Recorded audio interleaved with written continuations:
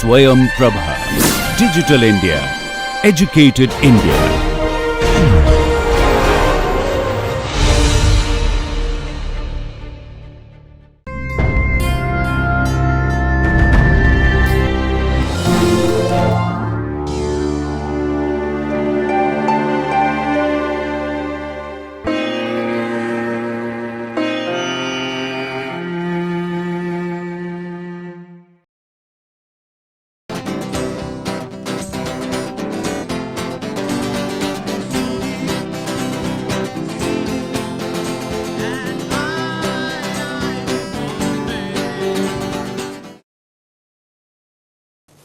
Fine? Okay. So, not much is left, not even 1.5 hour class as it turns out. Maybe I should have gone slower. So, we close today with a brief discussion of what are reducible representations and what are irreducible representations. You know this already, but we need to know how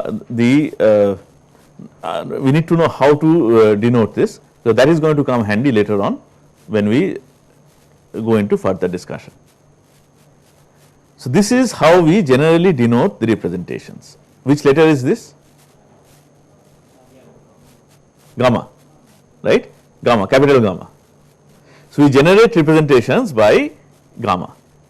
Let us say gamma is an n-dimensional representation of a group of transformation operators OR acting on a basis F1, F2, F3, so on and so forth up to Fn, right? And let us say, this is not a general case, let us say this is what the situation is. What is OR F1? OR F1 equals D11R F1 plus D21R F2, and by now I think we are familiar with this notation. It is not D12R, but it is D21R because we are working with the basis. D21R F2 plus so on and so forth dm1r fm. So, what I am saying is that these d's, dxy's, they can be 0, they can be non-zero, general, but then we have plus 0 into fm plus 1 plus 0 into fm plus 2 etc. up to plus 0 into fn, and a similar pattern holds for ORF1, ORF2, ORF3, so on and so forth up to say ORFM. Have we encountered a situation like this? So, when we work with XYZ and we said that the principal when we say that there is an axis of rotation along Z axis, then what happened? Did we not get a similar situation? X and Y mixed, Z did not, right. So, X dash was, what was it for rotation by theta?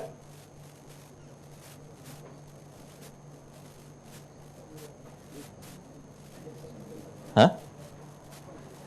Okay, you can work it out, right? Sin theta or cos theta multiplied by x, x dash equal to cos theta or minus cos theta? Cos theta, then plus sin theta or minus sin theta y. So, you can work that out. Then plus what into z? 0 into z, right? Similarly, for y you add something into x plus something into y plus 0 into z. So, this is just a general depiction of a similar situation. The coefficients of all the functions beyond fm are 0 for the transformed functions f1 to fm, ORF1 to ORFM. Okay? Let us say it is like this. It is just an extension of what we had for x, y and z. So, basically some functions by the operation are, some functions are mixing and some others are not. So, we say that these do not contribute to the first ones, alright. Let us say this is a situation. What we are trying to do now is, we are trying to see what a reducible representation means, okay. And then let us say the situation is like this. OR fm plus 1, we do not know what the coefficient is. Let us say everything is non-zero, 0 non-zero whatever it is. Let us write d1 m plus 1 r f1 plus d2 2m plus 1 r f2 plus so on and so forth, plus what will be the last one? dn m plus 1 r fn, and last one is this. OR fn is d1n r f1 plus d2n r f2 plus so on and so forth, dmn r fn fm plus so on and so forth plus dnn r fn. Okay. Let us see whether these are 0 or not, we will see. Okay. So now I want to isolate the zeros, so I will draw these two lines. So then this is a 0 block, this is a non-zero block. What are these? We will see. Okay. Now this is an equation that we are very familiar with now.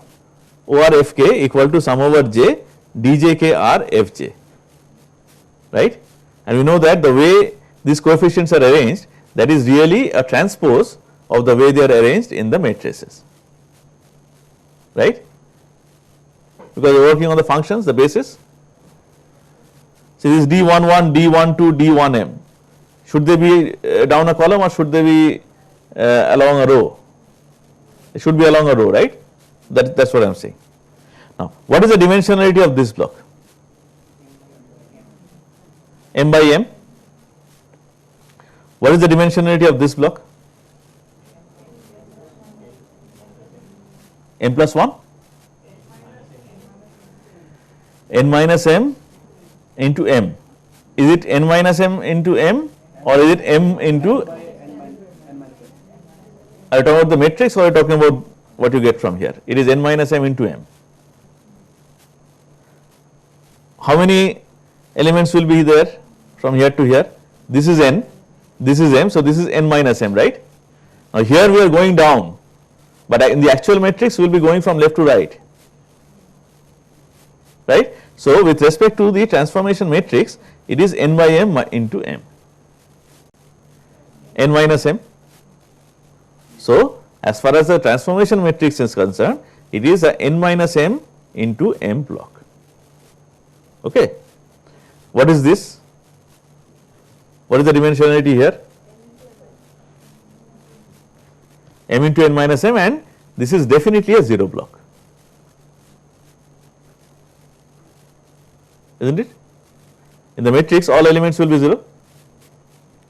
What is the dimensionality of this? N minus m into n minus m. Good thing is that there is no confusion whether it is matrix or whether it is the operator. N minus m into n minus m is the same as n minus m into n minus m. Okay. So what will the matrix look like? Let us just get rid of everything else and write the matrix. This is what the matrix will look like. We have a block here m by m, this is m into n minus m into m, n minus m into n minus m, alright. So I call this block, let us say d1r block, just naming, this is very easy. Now where is the 0? Here or here? Here or here? Here, right, because we have transposed, do not forget. So this is a 0 block, definitely.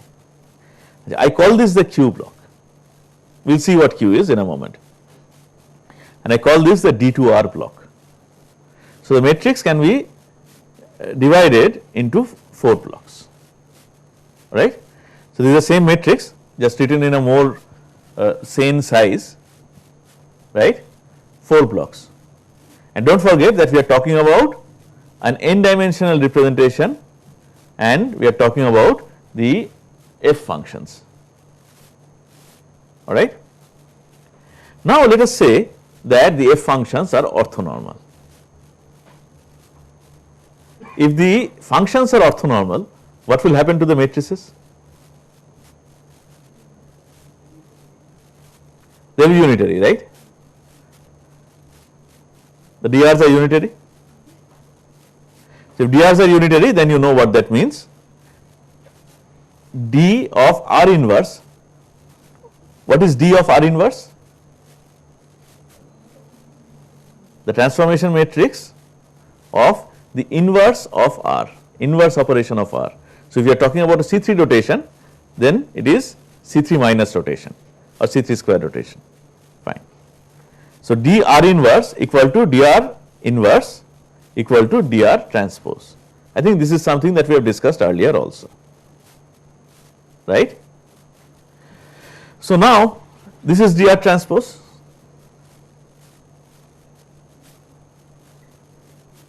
Okay.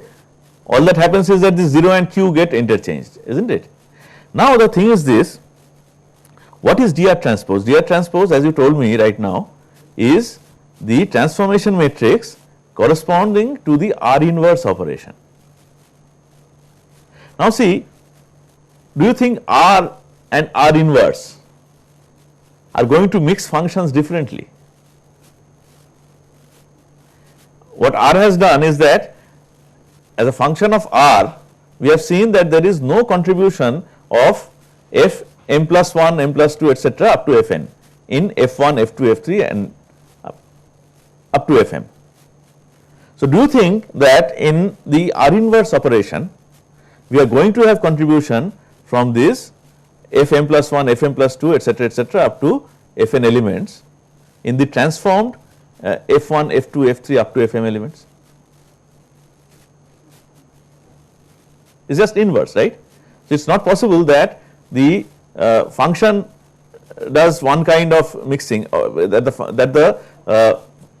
not function, it is not possible that the operation mixes a given subset of functions and the inverse operation mixes a different subset of functions. That is not possible, right.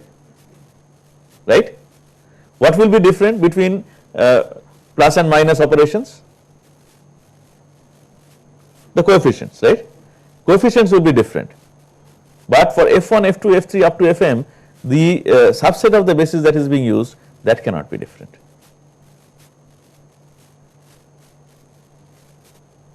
Right. So, what does that mean? Q is 0, that is what it means. So, Q equal to 0. Okay. So, I put in 0. So, now see, these matrices are block factorized in a certain manner. This D1R and D2R are the two non-zero blocks. These two are definitely the 0 blocks, right. Can this also be a 0 block, D2R?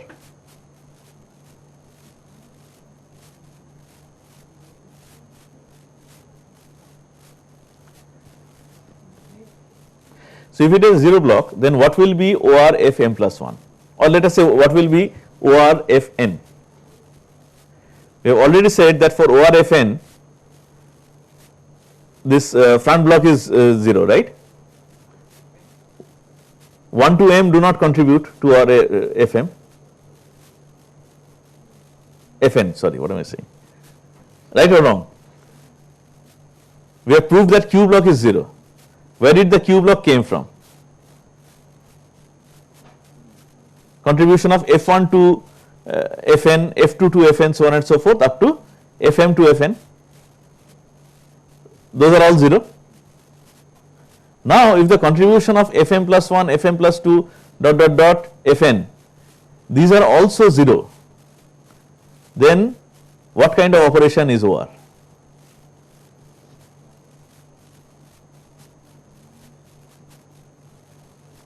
Do you understand what I am saying? So, you have just proved that Q equal to 0. What is Q? Contribution of which functions in which function? Okay, what was the 0 block that we started with? I will go back. What was the 0 block? It is a contribution of Fk or Fi, where I equal to m plus 1 to n in Fj, in OR Fj, where j is 1 equal to m, j equal to 1 to m, right. Now, this is the other block. This is the other block, right. This is the Q block.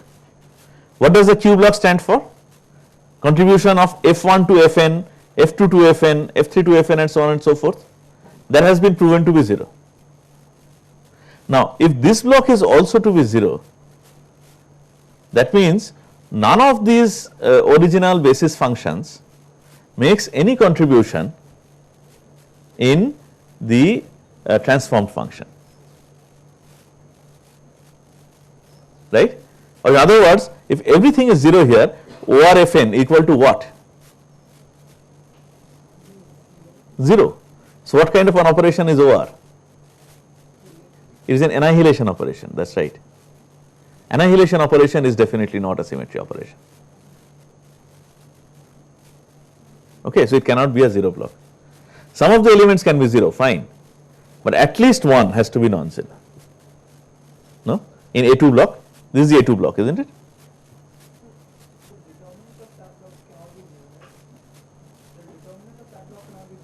Why do you say that?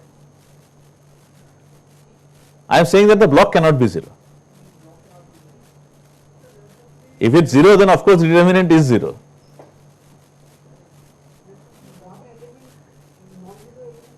At least one non-zero element in each row is required. So, and that single non-zero element will prevent it from being a 0 block. Even if there is at least one non-zero element, there cannot be even one row that is completely 0. Yeah. So, every row must have at least one non-zero element, right. So, A2 cannot be a 0 block.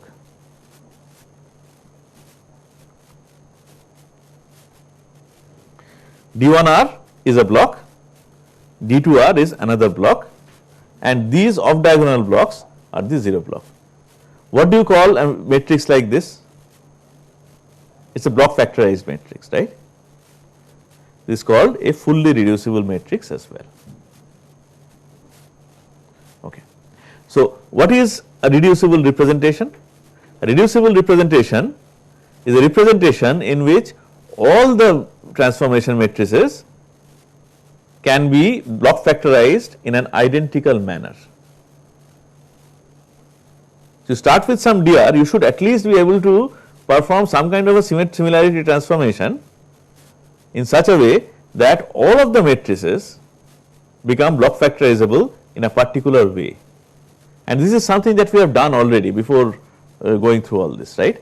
We block factorized every matrix in the same way, remember. Say for example, XYZ again for C3V or C2V, which one did we do? C2V perhaps, C2V. For C2V, what happened to XYZ? We block factorized in such a way that we had 3 1 by 1 blocks, right. But then when we took the atoms, then we got 1 1 by 1 block and 1 2 by 2 block, right. So, we block factorized in the same way. It is not that you are going to put the lines, you cut off the last row and the last column in one and cut off the first row and the first column in one, no. You have to block factorize in the same way, right. So, then it is a reducible representation. If you cannot draw the lines like that, even after performing similarity transformations to your Hertz content, then it is an irreducible representation. Then it is an irreducible representation. This is a formal definition. A reducible representation is one in which all the matrices can be block factorized in a particular way. Now, the matrices as such may not be block factorizable, but there should be some similarity transformation that you can do that will make them all block factorizable in the same way. If that is possible, then the representation is reducible. If it is not possible, then it is irreducible, right. Okay. And this is how we write it. Let us say this is a reducible matrix. Okay. So, here we have all these diagonal non-zero blocks, off diagonal blocks are all 0. Okay. This is how we write it. Gamma equal to gamma 1. What is gamma 1? Gamma 1 is the collection of the D1R blocks. What I am saying is that for all R's, for all symmetry operations, the matrices should have the same form. Okay. So, collection of all the D1Rs is called gamma 1. Should I write gamma 1R? I am writing D1 and then R in bracket. Why will I not write gamma 1 and R in bracket?